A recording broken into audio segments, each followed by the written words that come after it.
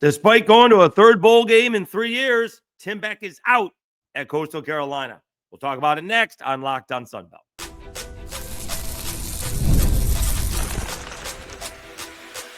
You are Locked on Sunbelt, your daily podcast on the Sunbelt Conference, part of the Locked on Podcast Network, your team every day.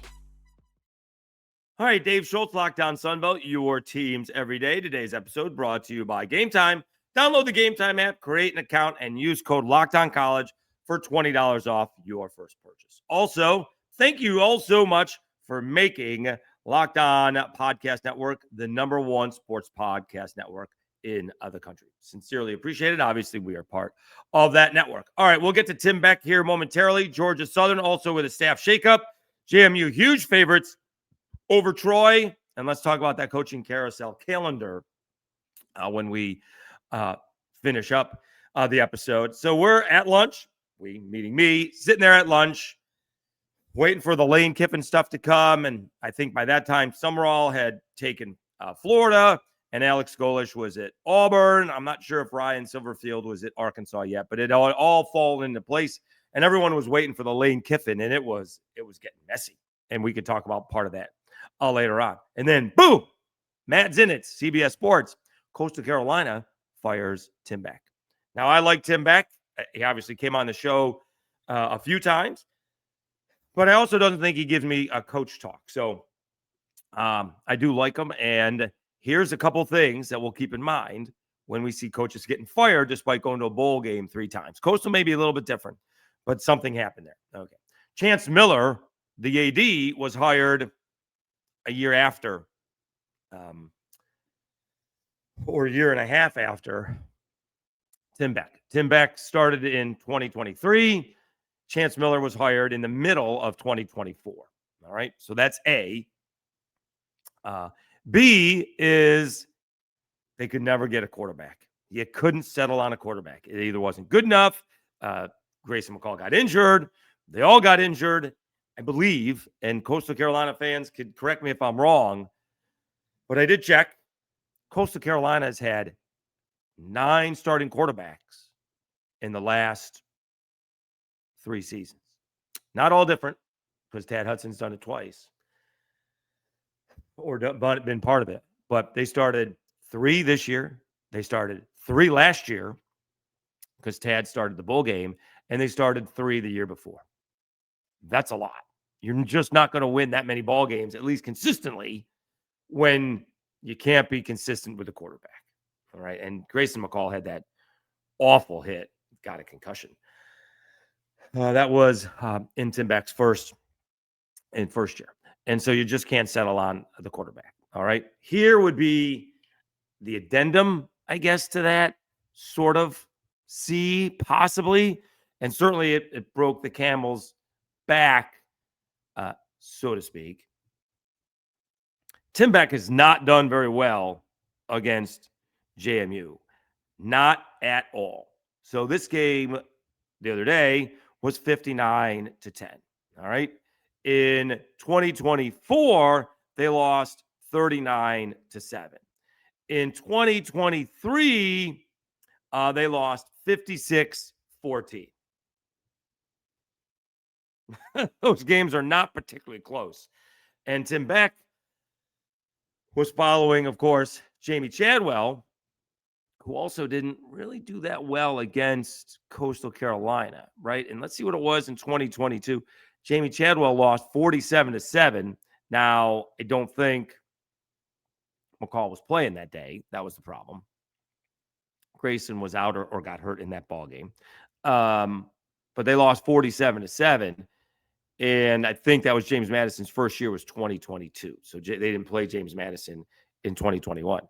But then, Chadwell was 11-2 in 21, and the COVID year where they wouldn't play the Cajuns in the Sunbelt Championship, they were undefeated. So they went from contender to average and then non-competitive against James Madison.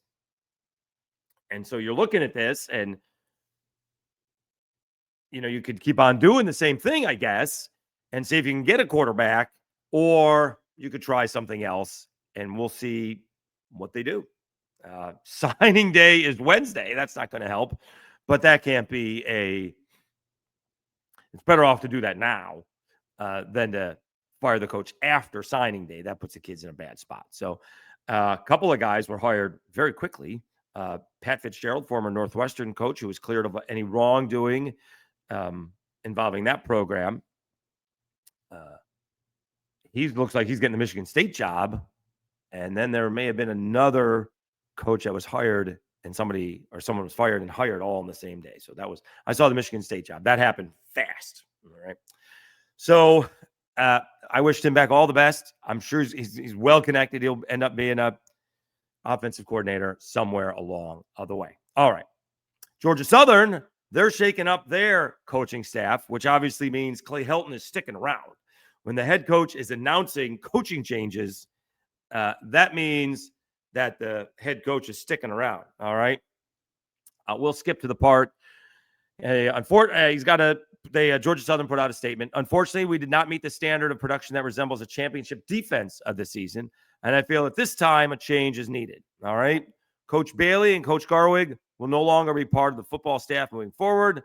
I thank both men for their service and effort they gave this season to our team. Coach Safford will take over our play caller in the bowl game, and I will elevate Drew Gaither to coach linebackers. The upcoming bowl game is extremely important to us, and I know Coach Safford and staff will do a tremendous job. All right. I got the stats here because we'll do that a little bit later on.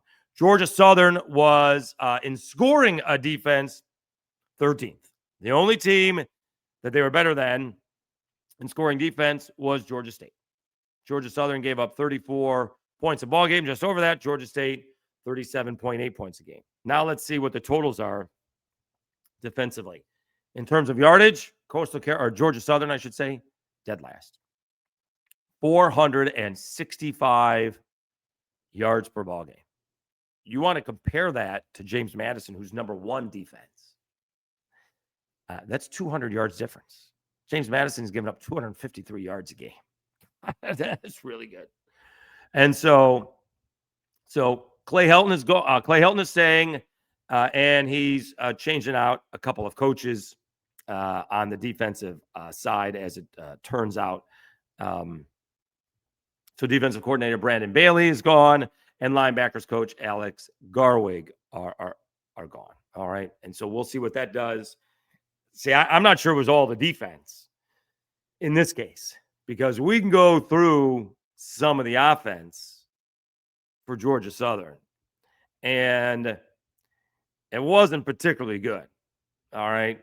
They scored 14 against Fresno State. They scored 20 against USC. They did get good numbers against Jacksonville State and Maine, but then 10 points against James Madison. They came from behind to make it a game against Southern Miss. They did have a good game against Georgia State, 41. They did put up 24 against Arkansas State, but they were winning that ball game and didn't do anything offensively in the second half. They did beat App State. They won the big ball game. They had to this year, 25-23, and they had a huge win offensively against Coastal Carolina, but they played somebody good again, and they lost Old Dominion 45-10. If we go through J.C. French's, game logs, it took until Maine to get to 200 yards passing. Did pass for 300 yards against Southern Miss in a loss, but he was not very consistent at all, and that was mentioned throughout. All right. All right, so that's where we are with the staff shakeups.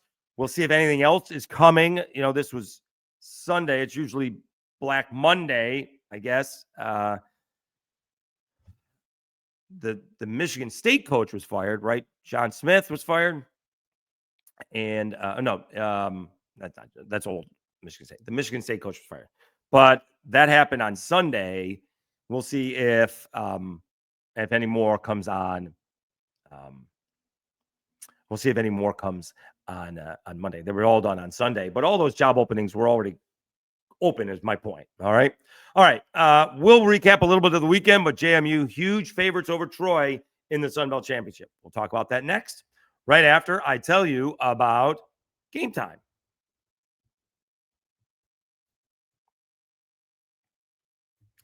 The World Cup is coming back to North America for the first time since 1994. And with 48 teams for the first time ever, it's going to be massive.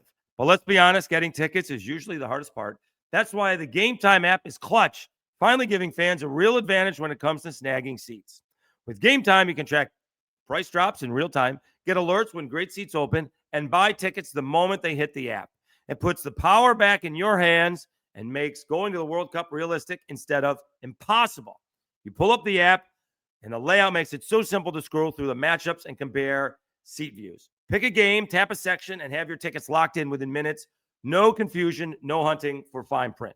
I will say the tickets for the JMU Troy ball game, Sun Belt Championship, this Friday, already $95 and going up.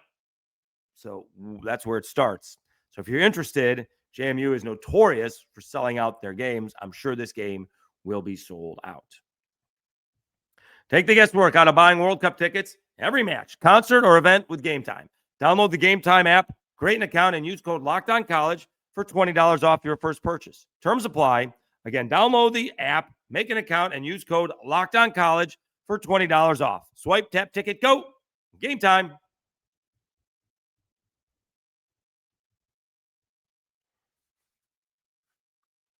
All right, Dave Schultz, Locked On Sunbelt, your teams every day. All right, JMU, huge 21.5-point favorites over Troy. I don't think that is much of a surprise. We go back to the statistics, and you go to scoring. JMU is your leading scoring offense, 37.8 points a game. All right, JMU is your scoring leader in defense, 16 points all ball game. All right, we go to Troy. Offensively, Troy is 10th. They score 25 points a ball game. And defensively, they're pretty good. Defensively, they only give up 24 points a game, just under that. All right, so JMU is number 1 defense. 3, Troy is 3 in terms of points, but even that is a touchdown difference. Now go to the total offense.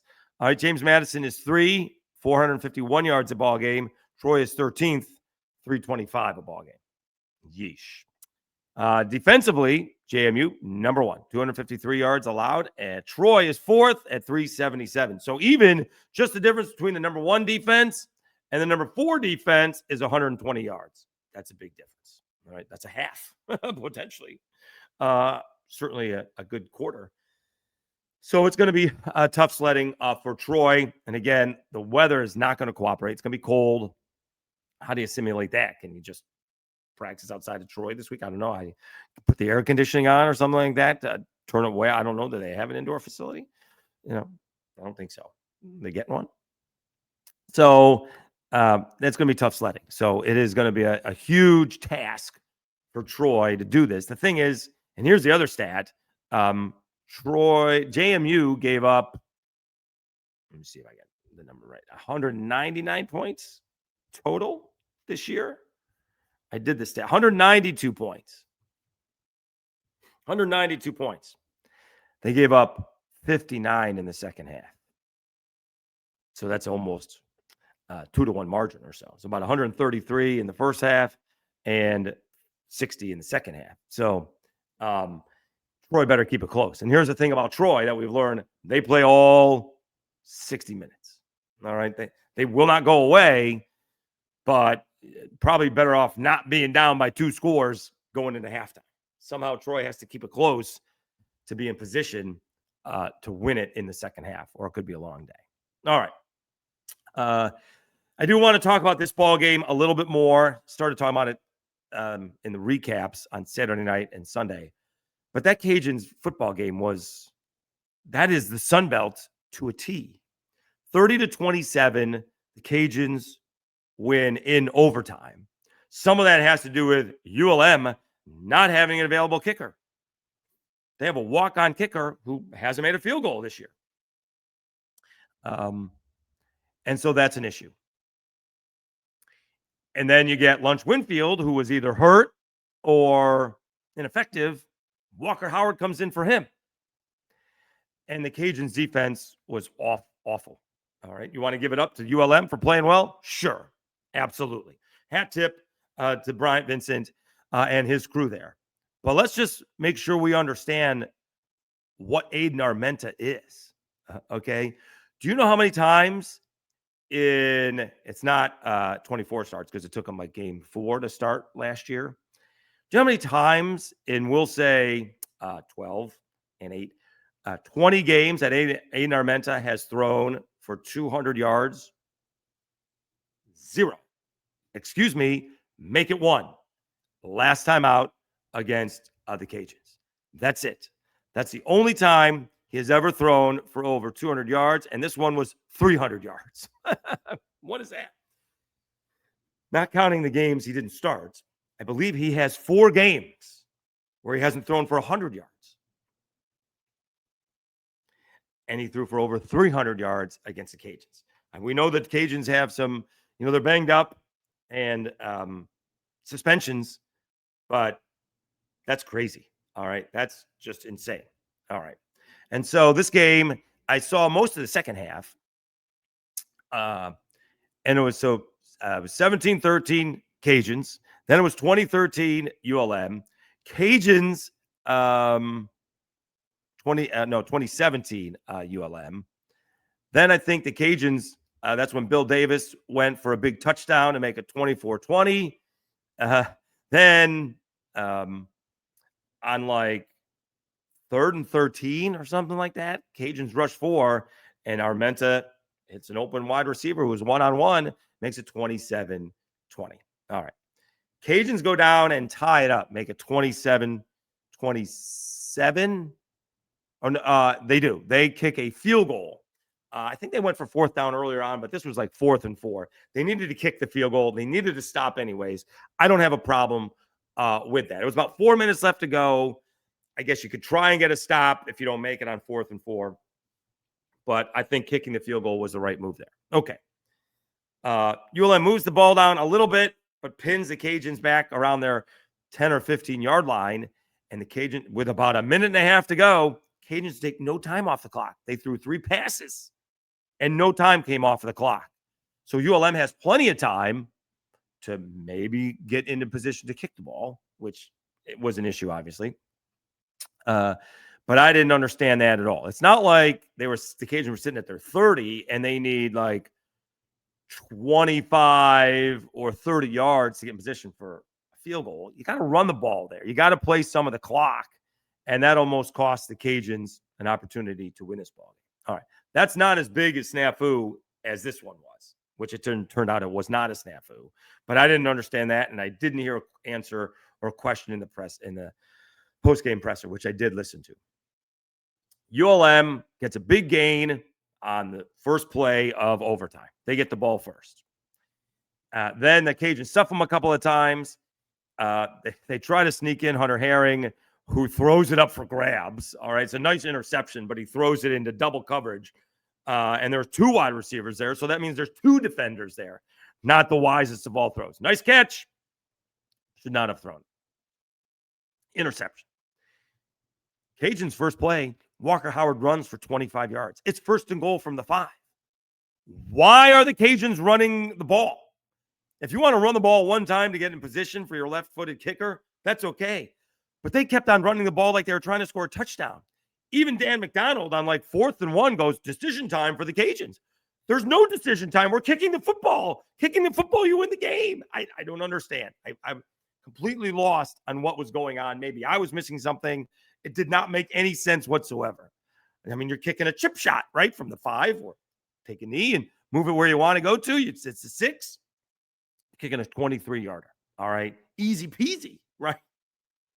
If you fumble inside that 5-yard line, game's keeping on going. Why they're trying to score a touchdown, I do not know. It made no sense. Having said that, Cajuns won, and they're going to their 8th straight bowl game. I mean, that's impressive. All right. Now, it's a little Coastal Carolina-ish because I think they've been 6-6 for 3 out of Desimo's 4 years. So that's an issue. Okay. So somewhere along the way, they're going to have to step it up. They stepped it up last year, all right, and that saved his job, obviously. You went 10 wins. You're playing in a Sun Belt championship game. You lost the Sun Belt championship game because the quarterback got hurt again. So that's been the problem with Desmo. We've talked about it here endlessly. He said the offensive linemen aren't even getting live reps in practice because they can't take a chance that someone's getting hurt. So they're kind of doing 7-on-7 for the offensive linemen. Although also I don't know how much you're practicing live, at this time of the year. Anyways, everyone's banged up. But we'll see if they can get any kind of, consistency with the quarterback. And again, not too often do you have a quarterback controversy in December, but that's what the Cajuns are going to have. Is Lunch Winfield going to start? Is Walker Howard going to start? And who's coming back next year? So that'll be very interesting the way that goes. All right, obviously the main event on Saturday was Troy and Southern Miss. And again, it was Southern Miss's offense, not the defense. The defense was fine, except when it needed it to be the most. When the offense got back in the game, it was 21-18. And the defense, I mean, even the broadcasters were saying, there's nobody back. You got Moten on a Ra Thomas, and it's one-on-one coverage. There's no help. And I believe our guy Scott Watkins pointed out Goose Crowder called an audible at the line of scrimmage because they were going to run it, and I don't see a safety in front of me. All I got to make is one quick move and hit him in stride. It was a 75-yard touchdown run, or 75-yard touchdown pass. But the offense was the issue. All right. And saw Southern Miss fans blaming Blake Anderson.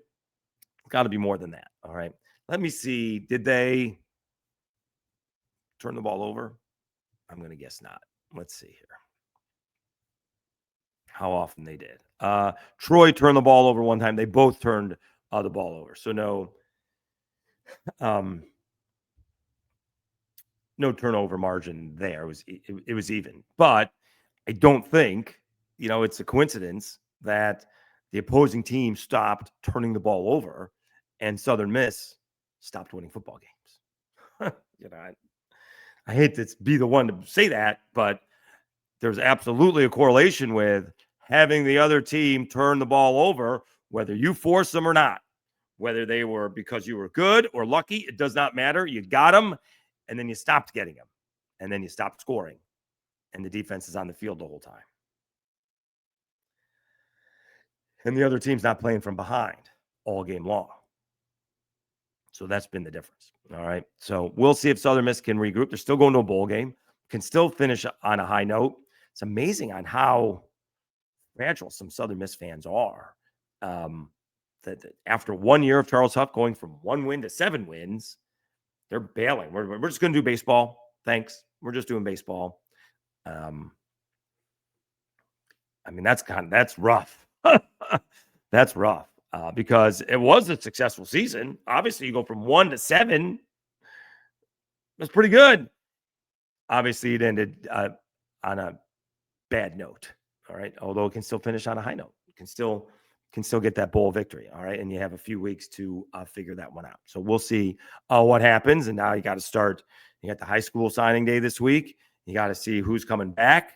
You got to figure out who's the quarterback. I don't think Braylon has any more eligibility. So we'll see how that goes with Southern Miss. All right. And we'll see if, again, any other coaches are let go or moving on. So far, the word is, it seems like, is UCLA a little bit behind? Because I read on Sunday, like UCLA plans to interview Bob Chesney. Interview. I mean, these other schools were way down the road. Like Sumrall turned down Auburn and Florida got back in there. And these things don't take very long. But UCLA was interviewing Bob Chesney or interested in interviewing Bob Chesney. Jeez. We'll see how that turns out as it goes. All right. We'll do more of the weekend because obviously Arkansas State made a bowl game. Georgia Southern made a bowl game. And Texas State made a bowl game. So we can focus on that later on. All right.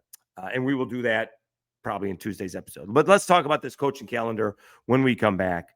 coaching carousel calendar when we come back, right after I tell you about Omaha Steaks.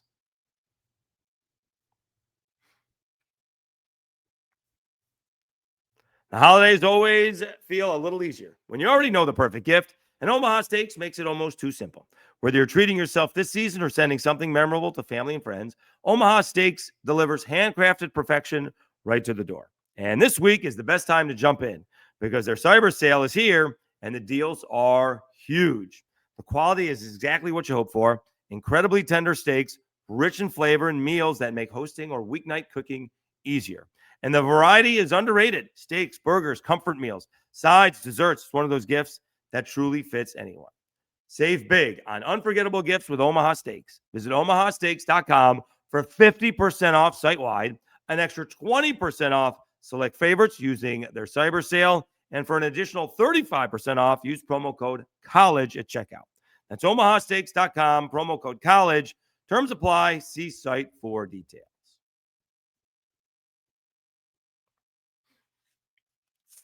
All right, Dave Schultz, Locked On Sunbelt, your teams every day. Okay. So now, coaching carousel calendar. I don't mind saying it. I love the coaching carousel. I don't like guys getting fired. Although I will say 98% of the time, if not 100% of the time, the head coach is going to be okay. Okay. I care about the guys that are not making high six figures and seven figures.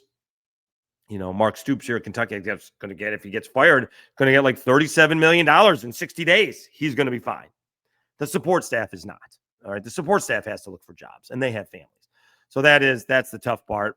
They also know this going in. It's not like a surprise, you know, when the coaches get fired for the most part.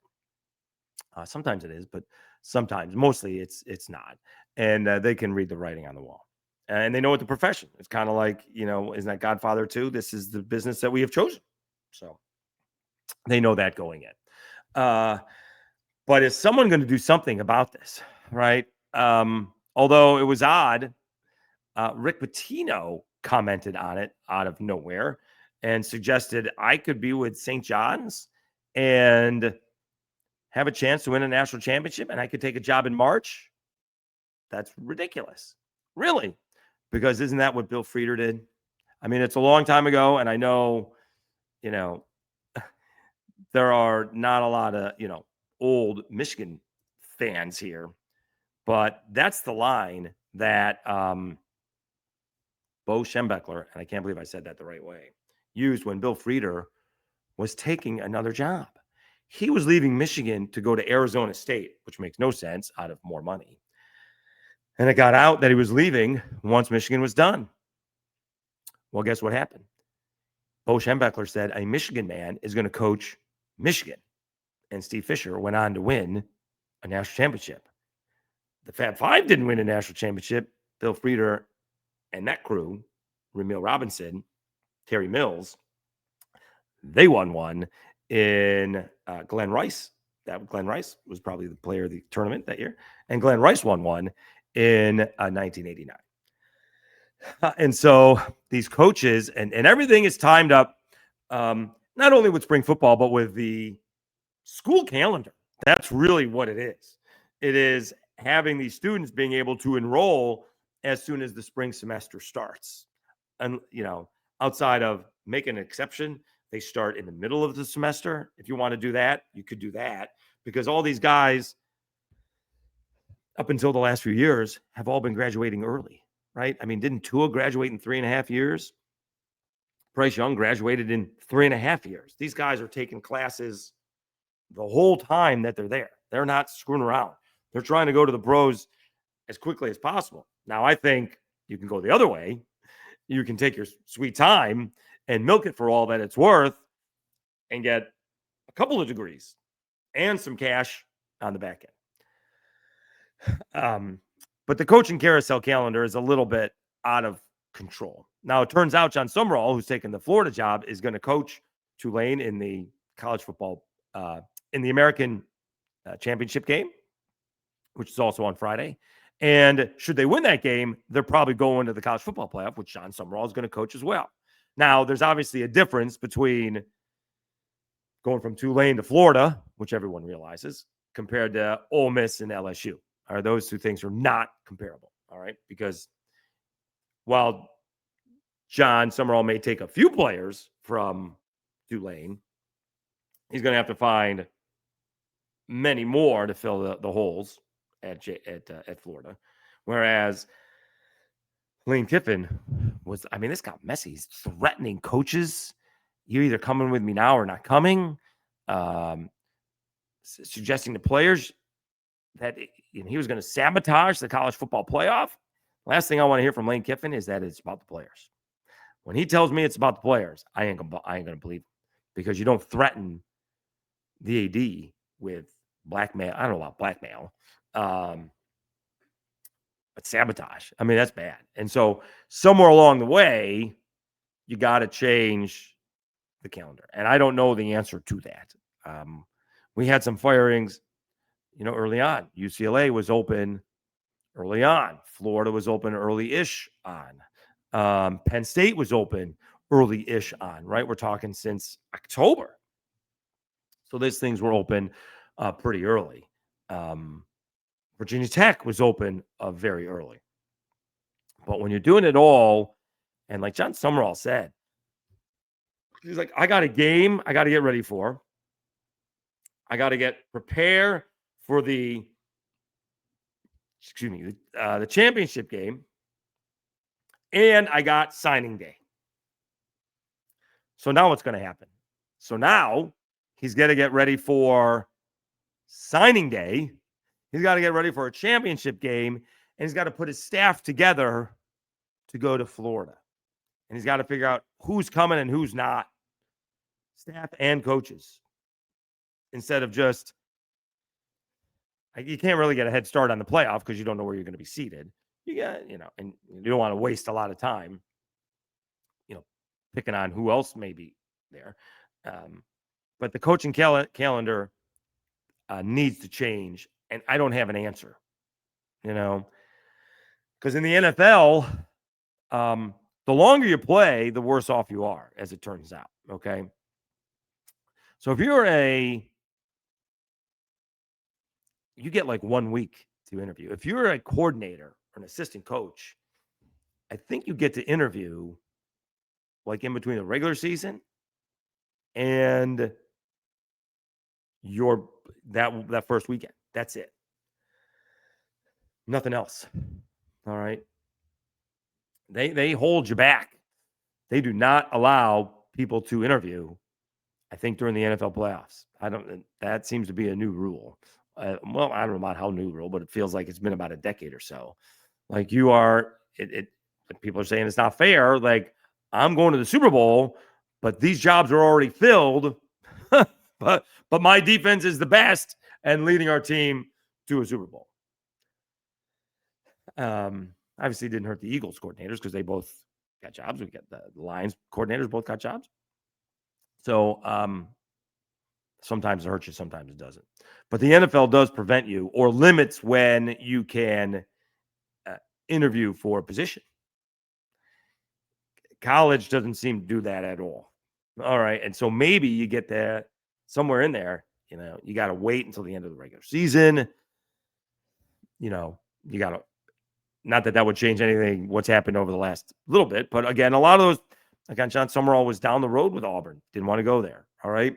Alex Golish was going to Arkansas. That didn't work out. So he ended up at Auburn. And once Florida realized Kiffin wasn't coming there, that opened up the door for Sumrall. So all those things were kind of,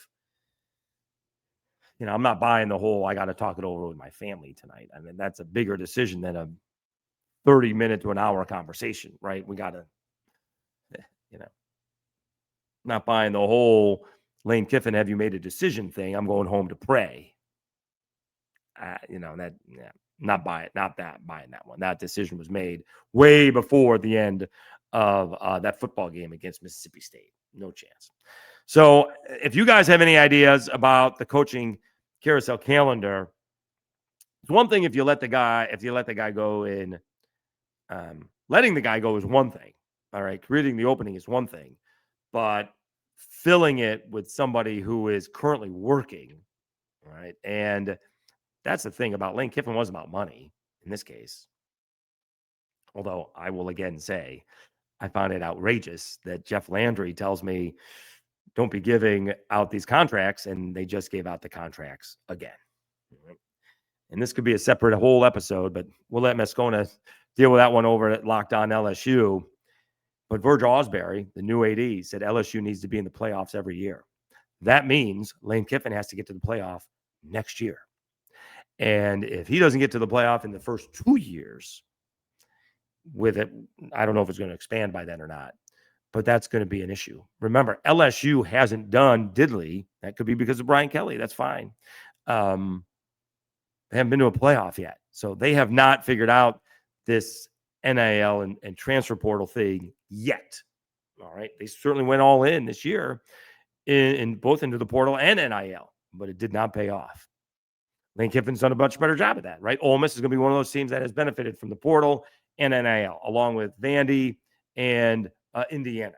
All right. Those teams have obviously are not your regular powers. And so we'll see if Lane Kiffin can do that at LSU, because I don't want to hear about it. Well, he needs time to build. No, you don't get that anymore. You got to go to the playoff next year. That's what Verge Ausberry said. All right. Every year. Huh. It's a tough spot for some of these coaches. I mean, that's why they're getting paid what they're getting paid. And, we'll see how long it takes Lane Kiffin to play and coach in a college playoff game, which he still has not done yet. He hasn't been a head coach, coaching a playoff game yet. Didn't do it at Ole Miss. And now he leaves Ole Miss before he's going to coach in a playoff game. So we'll see how that goes. All right. Also, here's the other thing. I don't want to hear anybody talking about the players. No. That's the other thing. The coaches are the ones who started all of this. The players finally caught on. All right. The coaches finally, like Lane Kiffin is going to make from $9 million to $13 million. Is his lifestyle going to change with that? I don't think so. I don't think that lifestyle is going to change one iota. But these kids, who could be incredibly poor, you're going to give them a $50,000 check, a $100,000 check, a $250,000 check. In some cases, 7 figures. That's changing some lives. That's a much bigger deal than Lane Kiffin getting a 50% pay raise. Already close to making 8 figures. So I don't want to hear about fans complaining about the players not having every loyalty, because the coaches are at the forefront of all of that. Right? Yeah. So that's a little pet peeve of mine. The coaches are the ones showing the players the way. All right. That was a lot of venting. A little bit of a longer episode. I do thank you for all of the support. It feels like I don't know if you guys can see it. I guess you can. You can see how the shorts have increased. It used to be like 100, maybe 2. But even on off days where I'm not getting 2,000 or 3,000, I still get like 1,000 views on shorts. It's not Moscona at LSU. I get it. But that's a big deal. Used to be I get nothing on the weekends, but now we're doing those recaps and previews, and we'll still do some basketball. All right. And we'll have something to talk about. That is for sure. So the plan is to head to Harrisonburg for this ball game. We will see how that goes. All right. Plans are in place. Have the hotel reservation in both Harrisonburg and Huntington. Although it may be at the Thundercast bed and breakfast. We do have plenty of bourbon to offer as payment for those accommodations. And waiting for the press credentials to come in. So that's what we're waiting for. All right. Thank you so much for tuning in. Long episode. Please comment. You guys are doing a great job commenting. So that's why I keep on asking for your thoughts on all of these things. All right. Let me know what you think. I'm glad to answer. That is me answering, but more of those comments are coming in as the show is growing. Really do appreciate it. Have a great Monday, everybody. We'll talk to you again on Tuesday. You've been watching Locked On Sunbelt, your team every day, part of the Locked On Podcast Network, the #1 sports podcast network. Talk with you again soon.